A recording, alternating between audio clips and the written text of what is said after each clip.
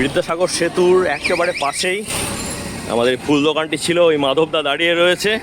তাহলে দোকান আগে থেকেই খুলে দিচ্ছেন, তাই তো? আচ্ছা, দোকানটা খালের উপরে, নয়নজলির উপরে দোকানটা থাকলে ভালো হয়। আমাদের দোকানের উপরে চলে সংসার, আমরা এবার খেতে পাবো না। তার জন্য কি ব্যবস্থা করবে করুন। যে যার মালপত্র নিয়ে সরে যাচ্ছেন। তাহলে এইটাও খোলা হবে, রথ বেরোচ্ছে। কিন্তু আমাদের তো পেটে লাথি মারা হচ্ছে না, এগুলো সমস্যা আমরা বিশাল করেছি। সরকারের রাস্তা হোক, সব ঠিক আছে, কিন্তু মধ্যবিত্ত এবং গরিব শ্রেণীর মানুষের কথাও একটু সরকারের ভাবা উচিত।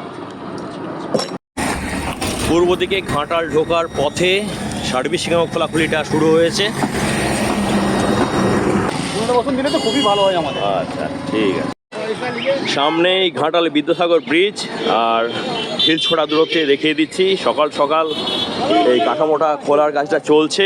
তাহলে দাদার কি দোকান ছিল এখানে?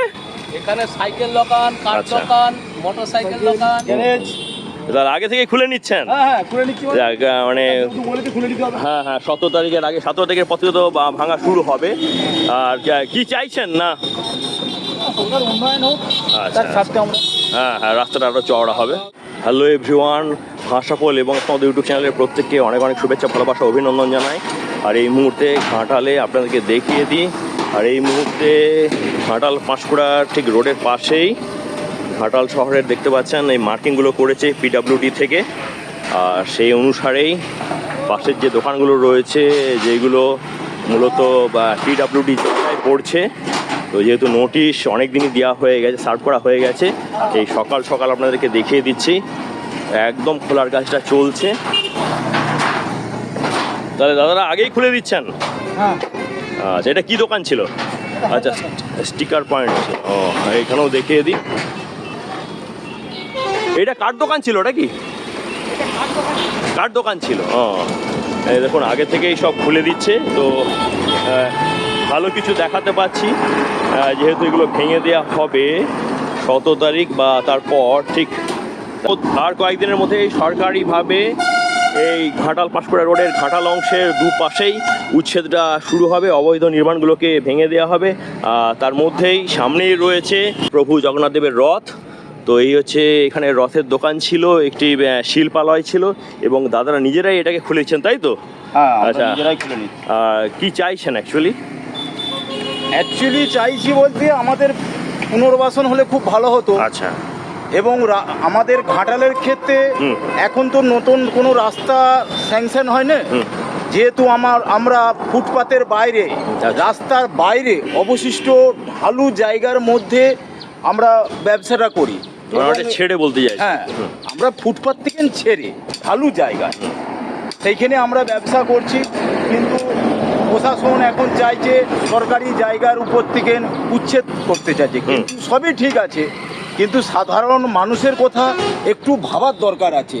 যে আমরা যেহেতু সরকারটাকে নিয়ে এসেছি, যেহেতু আমাদেরও কথা একটু সরকারের একটু ভাবার প্রয়োজন আছে মনে হচ্ছে। আমরা কি করব, কোথায় যাব? এরপর আপনারা কোথায় ঠিক যাবেন? মানে দোকানটা বসাবেন কোথায়? কোথায় বসাবো? বসানোর কোনো জায়গা নাই। আচ্ছা আচ্ছা, বেকার। দিন কয়েকের মধ্যেই রথ আসতে চলেছে, আর রথ বিক্রি কিনিও চলছিল। এই মুহূর্তে দেখতে পাচ্ছেন উপরে যে কাটসেটগুলো ছিল সেগুলো খুলে নেওয়া হয়েছে। দোকানটাকে আস্তে আস্তে নিজেরাই, তো উচ্ছেদের আগেই সরিয়ে নেওয়া হচ্ছে মালপত্র।